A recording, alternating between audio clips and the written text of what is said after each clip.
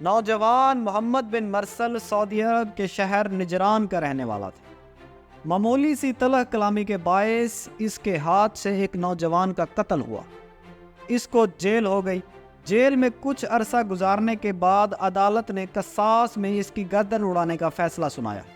البتہ شرعی طور پر مقتول کے ورثہ کے پاس دیت لینے یا فی سبیل اللہ معاف کرنے کا اختیار بھی تھا۔ محمد بن مرسل کے قبیلے کے بچوں، بزرگوں اور نوجوانوں نے یہ فیصلہ کیا کہ مقتول کے قبیلے کے سامنے معافی کی درخواست رکھی جائے۔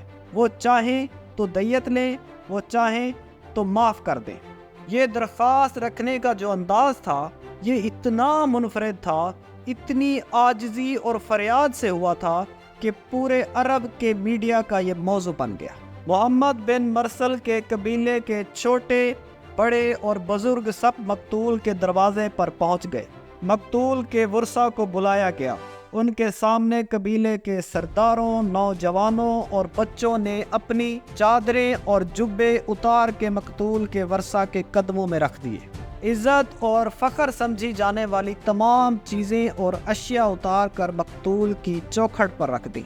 اپنی چادروں سے گھٹنوں کو باندھ کر زمین پر لیٹ گئے اور اپنے سروں پر مٹی ڈالی، اور شاعروں نے معافی پر قصیدے پڑھے۔ بچوں نے معافی کی یوں استدعا کی کہ جگر کٹ جائے۔ بہت بڑی دیت کی آفر بھی کی گئی۔ پورا سعودی عرب بول پڑا کہ اسے معاف کر دینا چاہیے، کیونکہ شریعت نے دیت اور معافی کا آپشن بھی تو رکھا ہے۔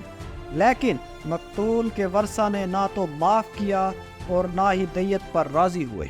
چنانچہ 20 ستمبر کو نوجوان محمد بن مرسل کی گردن قصاص میں اڑا دی گئی۔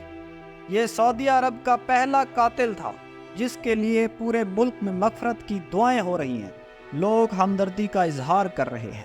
لیکن دوسری طرف قانون اپنی جگہ کتنا طاقتور ہے کہ سب کے باوجود نافذ العمل ہوا۔ اگر ملک پاکستان میں یہ ہوا ہوتا تو کیا ہوتا؟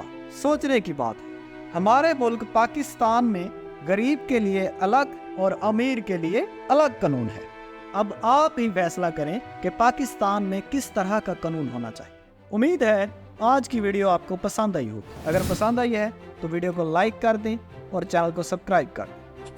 تو ملتے ہیں اگلی ویڈیو میں، تب تک کے لیے مجھے اور میرے ٹیم ممبر حسن لطیف کو اجازت دیں۔